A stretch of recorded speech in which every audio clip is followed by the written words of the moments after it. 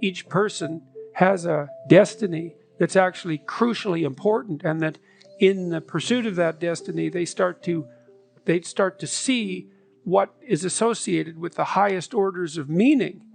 One of the reasons that I believe that each person should take their place in life, and that this is so important for each individual, is that we all have that potential residing within us. And it has the possibility of making the world more like hell or more like heaven. And to the degree that we can have the courage and the faith to manifest that in a positive way, then we tilt everything in a positive direction. And that's not some naive sort of namby-pamby positive direction where everyone's nice to each other all the time. That's like the ongoing march of civilization that makes the world, that feeds people and cures disease and helps take care of children and keeps suffering under bay and keeps malevolence in check.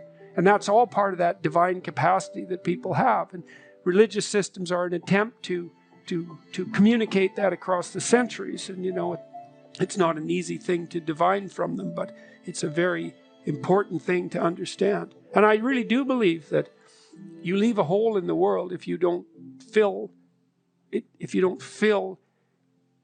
the space around you with the destiny that's part and parcel of the best part of you. And it's not good.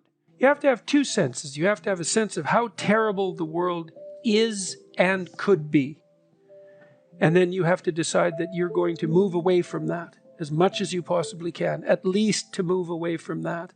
To have a conceptualization of hell, and to be properly terrified of that, and to understand that that's a place that you can put yourself and drag other people into, and that it's sufficiently real, and that's the proper message of the 20th century.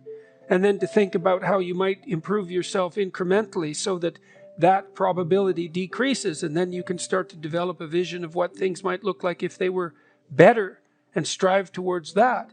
And partly what I'm doing now is, for me, trying to clarify the relationship between meaning and responsibility, which I think is, of all the things that I've been talking to people about, probably the most useful, to help people understand that you need a meaning in your life to buttress yourself against the tragedy and the malevolence and the betrayal, and that you find that fundamentally in adoption of responsibility. Now that can become excessive, if it's too one-sided and you don't see a part for other people to play. But fundamentally, you need to carry a weight that's Sisyphus, and that weight should be something that you truly regard as worth carrying.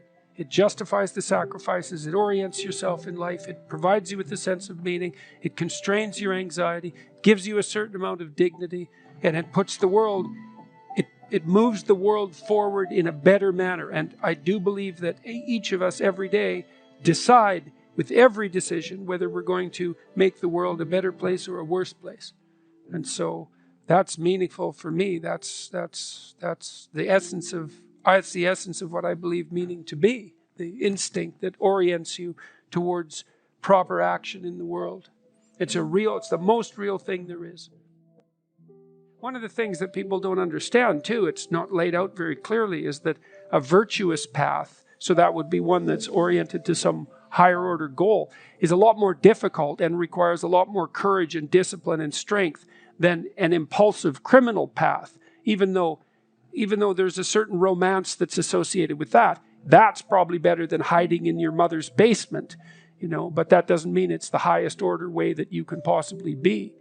And so part of orienting yourself in the world is to heed that call to adventure and to try to make the adventure as difficult as you can manage and as productive in consequence as you can manage.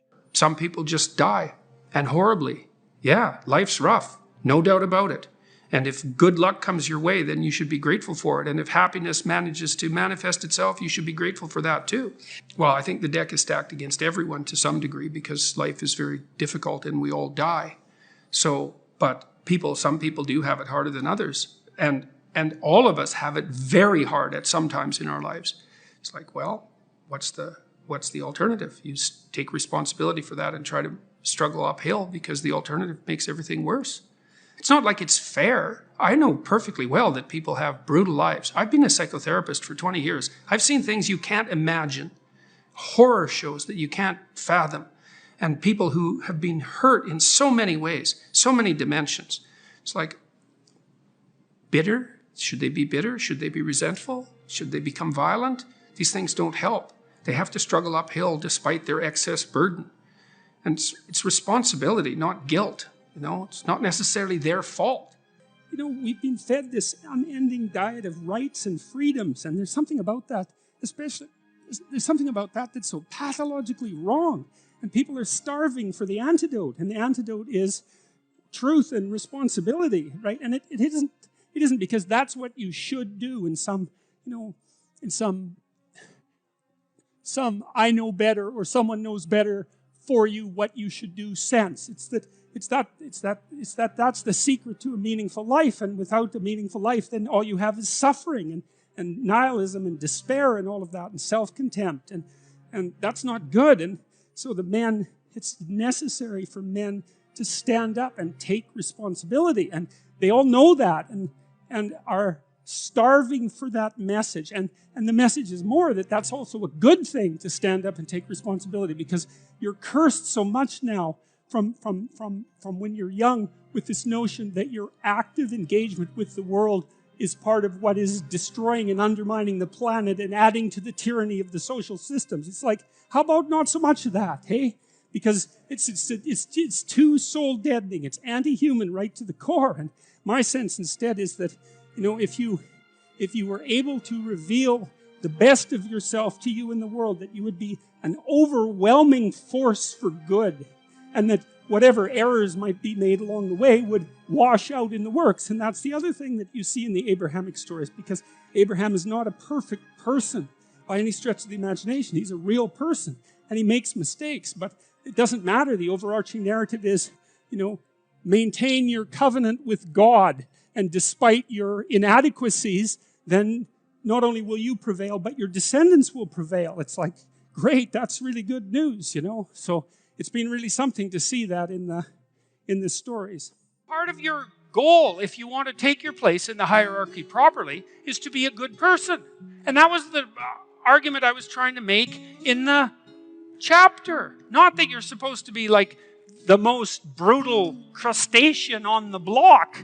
It's so foolish. It was Kathy Newman, I think, that asked me in the UK. So you're saying that human society should be organized along the lines of lobsters. It's like, look, lady, if you're gonna insult someone, you might want to try accusing them of believing something that someone somewhere believed at least once in the entire history of the human race. And not that. Yes, absolutely. Lobsters for everyone.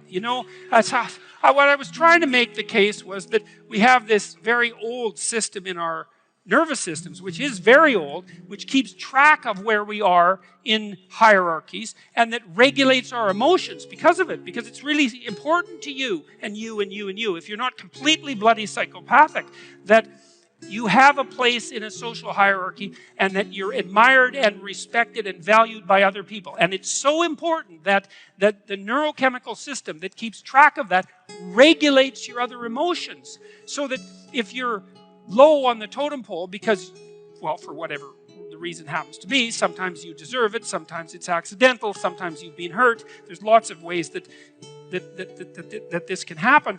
Your serotonin levels plummet like a defeated lobster, and then you feel way more negative emotion about everything and way less positive emotion about everything. And that's absolutely dreadful. Like that's clinical depression, and it's a terrible, terrible condition. And so it's absolutely crucial that you maintain a tenable position in a hierarchy, and not one of power, but one of competence. And at least even if you're not in a position that's tenable, you're moving upward towards one that's tenable, because that at least gives you hope. Because maybe you're young and useless and you don't know what the hell you're doing. You're just getting started. And so you're a low man on the totem pole, but it's not like you're stuck there forever. You do some decent work. I had some kid tell me the other day, it was really nice. God, I was in a rough shape 2 years ago. I was just getting married. I just got married, and I was nihilistic as hell and depressed and bitter, and things weren't going well for me at all.